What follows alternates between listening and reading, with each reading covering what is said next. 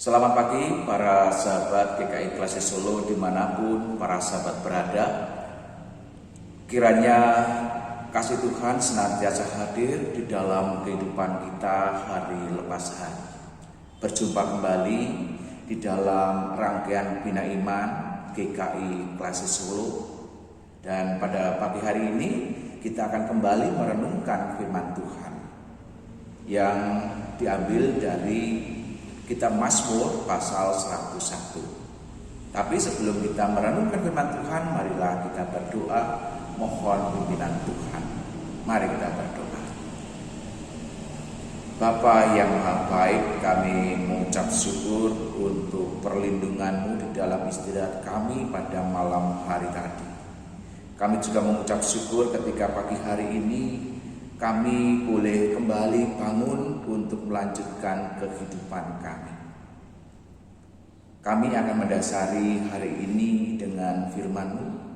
Biarlah kiranya Engkau menolong kami, Engkau memimpin kami di dalam kami merenungkan sabda Tuhan ini.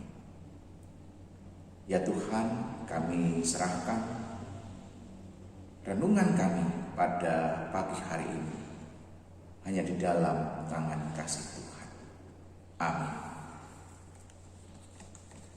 Kitab Mazmur pasal 101 kita akan membaca ayat pertama sampai dengan ayat yang ke-8. Saya akan membacakan untuk kita semuanya. Aku hendak menyanyikan kasih setia dan hukum. Aku hendak bermazmur bagimu ya Tuhan. Aku hendak memperhatikan hidup yang tidak bercela. Bilakah Engkau datang kepadaku? Aku hendak hidup dalam ketulusan hatiku di dalam rumahku. Tiada kutaruh di depan mataku perkara dursila. Perbuatan murtad aku benci. Itu takkan melekat padaku. Hati yang bengkok akan menjauh daripadaku. Kejahatan aku tidak mau. Orang yang sembunyi-sembunyi mengumpat temannya, dia akan kubinasakan. Orang yang sombong dan tinggi hati, aku tidak suka. Mataku tertuju kepada orang-orang yang setiawan di negeri, supaya mereka diam bersama-sama dengan aku. Orang yang hidup dengan cara yang tak bercela akan melayani aku. Orang yang melakukan tipu daya tidak akan diam di dalam rumahku. Orang yang berbicara dusta tidak akan tegak di depan mataku. Setiap pagi akan kubinasakan semua orang fasik di negeri. Akan kulenyapkan dari kota Tuhan semua orang yang melakukan kejahatan. Sampai sekian jauh pembacaan kitab kita pada pagi hari ini.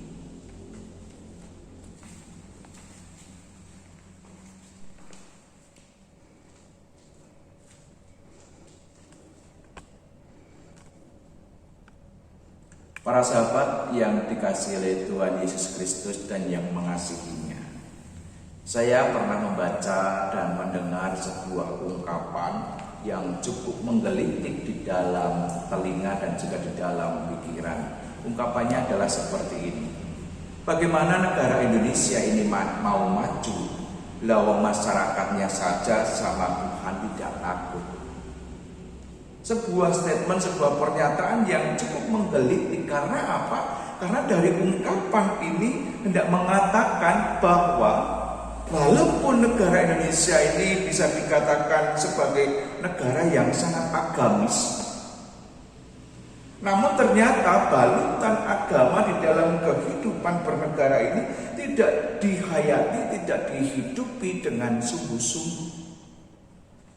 Ada banyak para pejabat, petinggi, baik yang ada di dalam negeri, dalam tanda kutip, maupun yang ada di luar negeri, yang mencoba mencari celah undang-undang yang ada di negeri Indonesia ini. Untuk apa? Untuk mendapatkan sesuatu. Meskipun ketika mereka mulai menjabat, mereka telah melalui sebuah proses pelantikan dengan sumpah ataupun janji. Namun ternyata setelah mereka menjalani proses itu, semua yang sudah mereka ucapkan di atas kitab suci ataupun dengan ditumpangi kitab suci, itu semuanya hanya sekedar pemanis bibir saja. Tidak dihidupi di dalam perjalanan karya mereka. Bagi mereka yang sudah ketahuan, mereka kemudian biasa kita tahu memakai seragam oranye, bahasanya seperti itu. Bagi mereka yang belum ketahuan, mereka masih enak-enak ngapain? Menikmati hasil. Dan bagi mereka yang sudah punya tanda-tanda, oh aku mau ketahuan ini, aku sudah dicurigai ini, mereka berusaha berkelit ke sana kemari seperti seekor belut yang dipegang oleh tangan, pasti akan goyang-goyang ini terus mau melepaskan diri. Dalam bahasa Belandanya, orang-orang yang seperti ini adalah orang-orang yang gedang awah paket, omong gampang lakoni angel, bicara mudah tetapi menjalankan itu tidak mudah. Atau juga dengan bahasa yang berbeda, gajah diblangkoni, iso kocah tetapi tidak bisa melakoni, bisa ngomong, bisa mengucapkan tetapi tidak bisa menjalankannya di dalam kehidupan mereka. Mereka tidak memiliki integritas di dalam kehidupan mereka. Dan ternyata hal ini bukan hanya terjadi di dalam kehidupan kalangan pejabat maupun petinggi saja. Ternyata di kalangan akar rumput, hal-hal ini pun juga sudah mengakar di dalam kehidupan mereka. Oleh karena itu kemudian ada sebuah ungkapan sebagai sebuah dosa massal. Oleh karena itu juga kemudian dulu sempat muncul ada istilahnya revolusi mental. Karena memang bicara soal mental bangsa Indonesia ini sudah cukup carut marut kondisinya.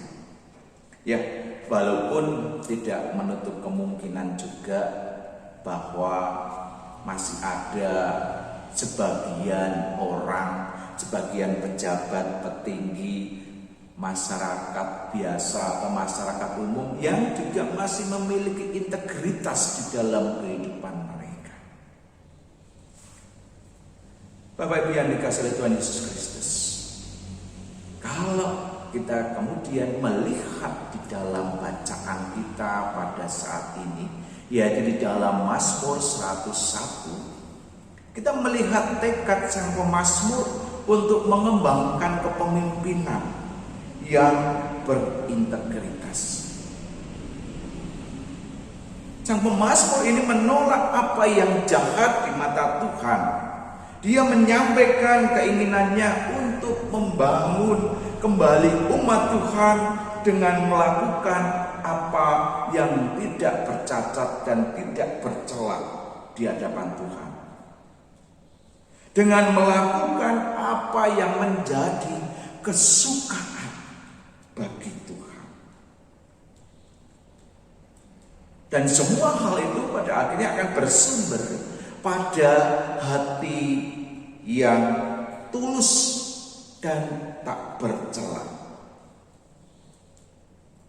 Apa yang dilakukan itu menjadi kesukaan Tuhan dan sumbernya adalah hati yang tulus tak bercacat. Artinya di sana juga ada sebuah kesesuaian antara perbuatan, antara tindakan yang dilakukan dengan hati untuk bisa menjadi kesukaan bagi Allah. Sang pemazmur menyadari betapa pentingnya pengenalan akan Allah dengan sungguh-sungguh dan juga dengan relasi yang akrab dengan Allah. Kehidupan yang tak bercacat inilah yang kemudian dikatakan sebagai sebuah gambaran hidup orang-orang yang memiliki integritas. Oleh karena itu, ada hal-hal yang jahat yang harus dihindari. Artinya di sana ada sebuah tekad yang bulat untuk menolak dosa di dalam kehidupan, di dalam segala bentuknya.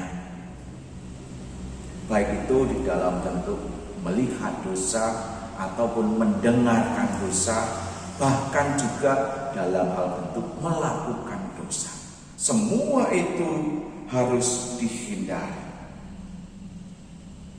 Dan hal ini bukan hanya sekedar perilaku, bicara soal perilaku ataupun tindakan yang bisa dilihat secara fisik oleh orang di sekitar kita, tetapi juga berbicara soal sikap hati yang perlu dan harus kita lakukan. Yang pertama dan yang terutama, harus di dalam sikap hati dulu, baru kemudian sikap hati itu akan terpancar melalui perilaku dan kehidupan kita.